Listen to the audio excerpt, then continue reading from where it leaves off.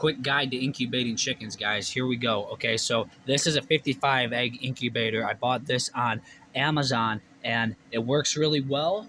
There are a bunch of different names for this same type, so I would recommend getting this one. It has the readout on the front, which is digital, which actually goes bad. They go off by increments, and you can adjust it though using the setting. You can find the right setting, look at your manual, and adjust accordingly.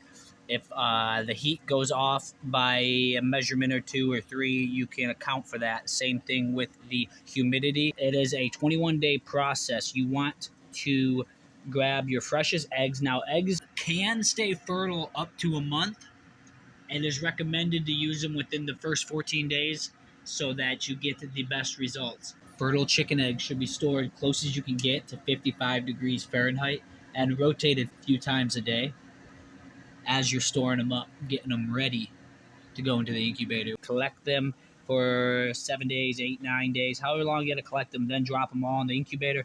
You want your egg rotator to rotate a minimum of 5 times a day for those first 18 days. That 19th day is when you start your lockdown. And the heat setting at 99 degrees Fahrenheit. It is a 21-day process, but may take an extra day or so for an egg or 2 or some of them to hatch. So at that 19-day mark, you want to go into lockdown, which is where you stop the egg rotator. In this incubator, it's right here. There's a mechanism. You pull that, and it stops rotating back and forth so that the chickens and the eggs don't get hurt when they hatch. As well, you want to raise the humidity above 60%. 65% humidity is ideal starting day 19 for the lockdown. Traditional method of incubating chicken eggs will tell you to keep your humidity between 40 and 50% for those first 18 days before the lockdown on day 19.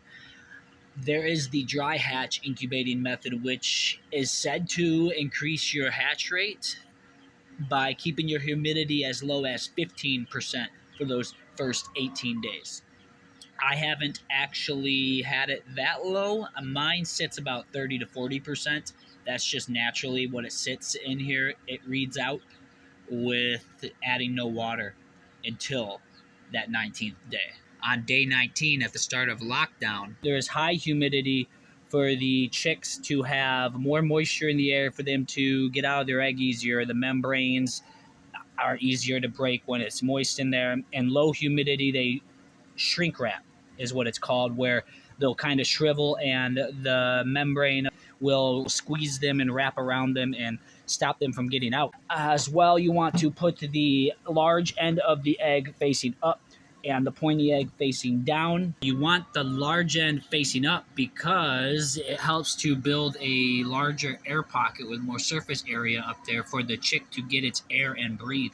And that's also why you do not want high humidity during the first 18 days, is because the egg's air pocket is bigger at the top for more air for the chick without as much humidity in there. So more humidity during that first 18 days will be a smaller air pocket, and that's not ideal. Have backup thermometers with the humidity gauges on them. That's what these are, so that I have redundancy, because the digital readout in the front is actually off.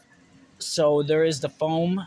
I have the bottom pieces for the winter time to help stabilize the temperature inside the incubator. You can candle your eggs, which is where you shine a light. There's a specific tool. It's like a flashlight type of device, and it shines a light at the egg, and you can see inside the egg to see if there's development. So you know if there's fertility in your egg as you go. Maybe a week or so in, you can start to look for that. And some incubators have that built in. I actually don't have one. I have another incubator that has one built in, so if I want to candle them, I can check on that incubator. And I actually, last couple cycles that I've done here, I haven't even candled them. I just let them come to, and if they hatch, they hatch. I am trusting my eggs are well fertile with the roosters that I have. When they start to hatch out, you'll notice it's called pipping. They've got little egg teeth at the end of their beak when they're little, and they'll start breaking on out of there. And it's not recommended that you open your incubator when they start to hatch, because it can let humidity out real quick.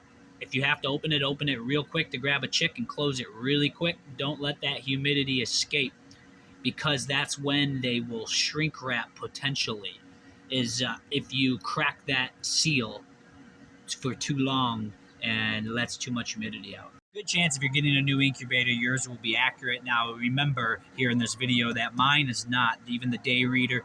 This right here is the egg rotator. Every 2 hours this spins, and that's right. But the temperature, the humidity, and the day reader are all inaccurate. So that's what I mean, how these all go off. They go off in their increments over time with, I'm going to guess, a lot of different incubators, but probably this one in particular. So if you got a real nice incubator, you know, your readouts shouldn't get messed up. But that's what the redundancy of having the backups is all about. You'll see there also I write the date when I go ahead and set them all in the incubator, so I know when to go ahead and start lockdown, what days to expect to do what.